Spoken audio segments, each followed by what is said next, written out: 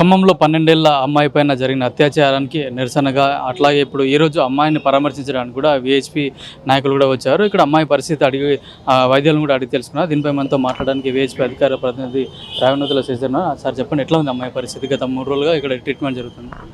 అమ్మాయి బతకాలని భగవంతుని ప్రార్థిస్తున్నాం. కానీ ఇప్పుడున్నటువంటి బులెటిన్ రిపోర్ట్స్ డాక్టర్లను చెప్పిన దాన్ని బట్టి చూస్తే ఆ అమ్మాయి బతికినా జీవితాంతం మంచానికే పరిమితం అవుతుంది. ఎందుకంటే వెన్నుపూస 2 చోట్ల పూర్తిగా బ్రేక్ అయిందని చెప్పిండ్రు.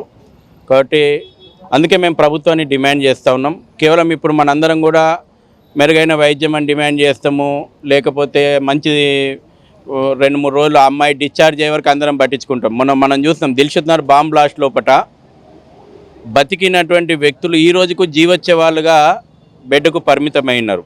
రోజు చనిపోతున్నారు, వాళ్ళు రోజు బతికి చనిపోతున్నారు. కాబట్టి ఈ అమ్మాయి పరిస్థితి కూడా మరొక ఉదాహరణ కాకుండా మేము చాలా స్పష్టంగా డిమాండ్ చేస్తున్నాము. అమ్మాయి దీర్ఘకాలిక వైద్యం కోసం వెంటనే 1 కోటి రూపాయలు అమ్మాయి పేరు మీదన ప్రభుత్వం డిపాజిట్ చేయాలా. తల్లికి ఆమె క్వాలిఫికేషను, తండ్రి 8వ తరగతి, తల్లి చదువుకు రోజువారీ కూలి, ఏదో ఒక ప్రభుత్వ ఉద్యోగం కల్పించి ఆ కుటుంబాన్ని ఆదుకోవాలా. అదేవిధంగా రిటైర్డ్ హైకోర్టు జడ్జి పర్యవేక్షణ లోపల రోజువారీ విచారణ జరగాల. ఫాస్ట్ ట్రాక్ కోర్టు ఏర్పాటు చేసి విచారణ జరపాల. ఎందుకనంటే అనేక అనుమానాలు ఉన్నాయి. ఇప్పటికే తబ్లికే జమాతే లాంటి ఒక మతోన్మాద సంస్థ సభ్యుడు మొహమ్మద్ గౌజ్ అని అనుమానాలు ఉన్నాయి. తబ్లికే జమాతే సంస్థ ఖమ్మం లోపల ఆల్రెడీ దీన్ని ఇన్ఫ్లుయెన్స్ చేసి కేరుని నీరుగార్చేటువంటి ప్రయత్నం చేస్తున్నారనే ఆరోపణలు ఉన్నాయి. సీసీ కెమెరాలు పనిచేస్తలేవని పోలీసు వాళ్ళు మొదట్లుగానే చేతులు ఎత్తేస్తే దాన్ని ఏమనుకోవాలని అర్థమైతలేదు. తర్వాత కూడా రాజకీయ ప్రేరణతోటి సెటిల్మెంట్ కోసం ప్రయత్నం చేశారని కూడా ఆరోపణలు ఉన్నాయి. కాబట్టి మేము చాలా స్పష్టంగా డిమాండ్ చేస్తున్నాం, రోజువారీ ఫాస్ట్ ట్రాక్ కోర్టు లోపల దీని విచారణ జరపాలా. ఆ విచారణను పర్యవేక్షించడానికి సిట్టింగ్ హైకోర్టు జడ్జిని ఒకరిని నియమించాలా. వారి రోజువారీ పర్యవేక్షణ లోపల విచారణ పూర్తి చేయాలి పోలీసులు.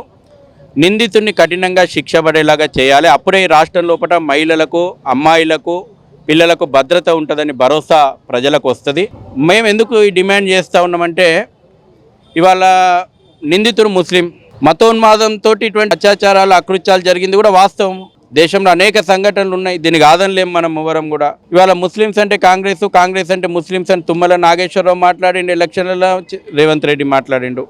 కాబట్టి ఇవాళ మేము హిందుత్వ సంస్థలుగా మేము డిమాండ్ చేస్తున్నాం, ఒక హిందూ ఆడపిల్ల, ఒక చిన్న పిల్ల, ఆ పిల్ల మీద జరిగినటువంటి అకృత్యం పైన నిందితుడు ఎవడైతే ఉన్నాడో వాడిని కఠినంగా శిక్షించాలంటే నిజాలు దర్యాప్తు పారదర్శకంగా జరగాల్సినటువంటి అవసరం ఉంది. నిందితుడిగానే చూడాలి, మత కోణంలో కొందరు ప్రయత్నిస్తున్నారు అని చెప్పేసి కూడా విమర్శిస్తాను. నేను మత కోణంలోనే చూస్తున్నా. దేశంలో అనేక అకృత్యాలు జరుగుతున్నాయి. మత కోణం లోపలనే కాఫీర్లపైన ఇటువంటి అకృత్యాలు జరపాలనే కొన్ని మతోన్మాద సంస్థలు ఓపెన్గా పిలుపునిస్తున్నాయి. కాఫీర్లపైన అకృత్యాలు చేయండి అని పిలుపునిస్తున్నాయి. అటువంటి మతోన్మాది గౌస్ అంటున్నా. కాదంటే విచారణలో తేల్చండి. గౌస్కు తబ్లికే జమాతేకు లింక్ ఉందా లేదా తేల్చండి. ఇవాళ ఎక్కడ పోయినా ఈ సంఘాలన్నీ మరి వాళ్ళ నిందితుడు ముస్లిం కాబట్టి వాళ్ళ రోడ్ల మీదకి సంఘాలు రావు. మానవ హక్కుల సంఘాలు, మహిళా సంఘాలు, ఆ సంఘాలు, ఈ సంఘాలు చాలా ఉన్నాయి కదా.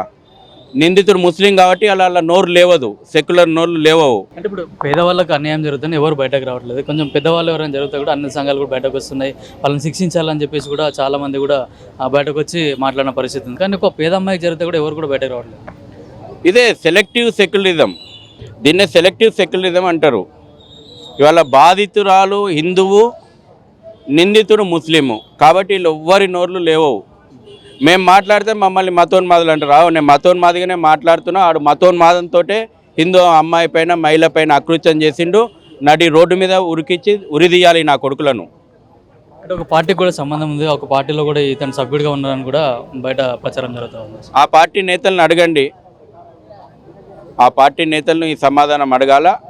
నేనంటున్నా మతోన్మాద తబ్లికే జమాతేతో సంబంధం ఉందని. ఖమ్మం లోపల మతోన్మాద తబ్లికే జమాతే యాక్టివిటీస్ గిరిజన ప్రాంతాల లోపల విస్తృతంగా గిరిజన యువతులను అకృత్యాలు చేస్తూ ఉన్నారు. లవ్ జిహాద్కు పాల్పడుతున్నారు, ల్యాండ్ జిహాద్కు పాల్పడుతున్నారు, కల్చరల్ జిహాద్కు పాల్పడుతున్నారు, ఫుడ్ జిహాద్కు పాల్పడుతున్నారు. తబ్లికే జమాతే సంస్థ ఖమ్మం గిరిజన చుట్టుపక్కల ప్రాంతాల లోపల అక్రమ మదర్సాలను ఏర్పాటు చేసింది. ఇదే ఏం చెరువు ఇది? ఖమ్మం లోపటనే చెరువు లోపల, లకారం చెరువు లోపల, ఖమ్మం నడి మధ్యం లోపల చెరువును ఆక్రమించుకొని మదర్సాలను ఏర్పాటు చేసి వాళ్ళందరూ స్థానికులు కాదు, ఎక్కడి నుంచో రోహింగ్యా బంగ్లాదేశీ ముస్లింలను తీసుకొచ్చి ఆ యొక్క మదర్సాలలో పెట్టి ఈ రకమైనటువంటి మతోన్మాదాన్ని నూరిపోస్తున్నారు. దీని మీద విచారణ జరపండి. సంఘటన వెలుగు చూసింది కదా, నేను ఆరోపిస్తున్నా, విచారణ జరపమని వాళ్ళ పోలీసులను ప్రభుత్వాన్ని డిమాండ్ చేస్తూ ఉన్నా. ఇట్లాంటి చర్యలు భవిష్యత్తులో జరగకుండా ఉండాలంటే ఎట్లాంటి కఠిన చర్యలు తీసుకోవాలి అవసరం? నిందితులకు కఠినమైన శిక్ష పడాలా, ఉరి శిక్ష పడాలా. కాబట్టి పారదర్శకమైనటువంటి విచారణ జరిపి సాధ్యమైనంత త్వరగా నేరాన్ని రుజువు చేసి చట్ట ప్రకారము చట్టం ఉరిదీస్తుంది అనే భయం ఉన్నప్పుడు ఇటువంటి అకృత్యాలు జరగవు.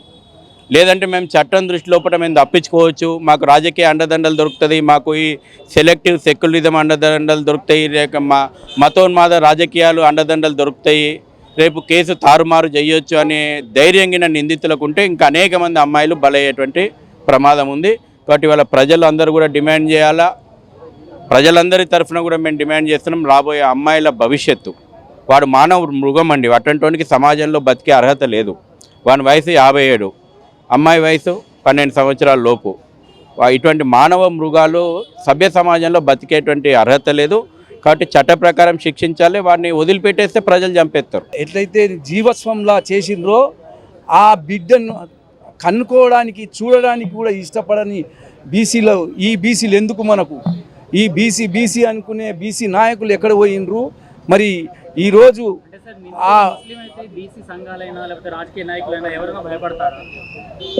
నేను భయపడేది కాదు, మానవత్వంగా ఏదైతే ఆడపిల్లకు వీళ్ళు చేసిండ్రో దాని మీద మేము పోరాటం చేయాల్సి వస్తుంది. ఈ ఏదైతే ఖమ్మం జిల్లాలో ఉన్న ఎస్పీని కూడా మేము అడుగుతున్నాం, ఇప్పటి వరకు కూడా ఆయన మీద ఏం కేసు చేసిండ్రు, ఎటువంటి కేసు బుక్ చేసిండ్రు, ఆ కేసు గురించి కూడా మీరు బయట పెట్టకపోతే మేము మిమ్మల్ని ఇడిచిపెట్టేది లేదు. మళ్ళీ ఎస్పీ గారు కూడా ఈ విషయంలో మాట్లాడాలి, ఏం కేసు బుక్ చేసిండ్రు అనేది చెప్పాలి, ఎటువంటి కేసు బుక్ చేసిండ్రు. మొదట యాక్సిడెంటల్ కేసు అని దీని మీద ఒక ముద్ర పెట్టిండ్రు, దాని తర్వాత ఫోక్సో అన్నారు. ఫోక్సో కేసులో కూడా మరి ఆయనను అరెస్ట్ చేసిండ్రా, రిమైండ్ పంపించిండ్రా? ఇటువంటి వ్యక్తికి మీరు ఇంకా ఉపేక్షించేది ఏంది?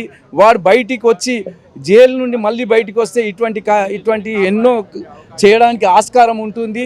మరి ఈ మదర్సాలలో చదువుకున్న వ్యక్తులు మదర్సాలలో నేర్పించేవి అన్నీ కూడా ఇటువంటి విషయాలు కనుక మరి అక్కడ ఉన్న మదర్సాలు కూడా బంద్ చేయాలని మేము కోరుకుంటూ మేము ఇక్కడ ఆ పాపకు న్యాయం జరిగే వరకు కూడా పోరాటం చేస్తాము.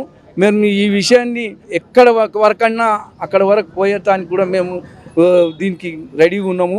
హిందూ సమాజాలన్నీ సంఘటితమై ఈ కేసును కూడా లాస్ట్ వరకు వాళ్ళకు న్యాయం చేసే వరకు మేము పోరాడతాం. మరి ఆ పాప జీవోత్సవం ఇవాళ మేము వచ్చిపోయినాం.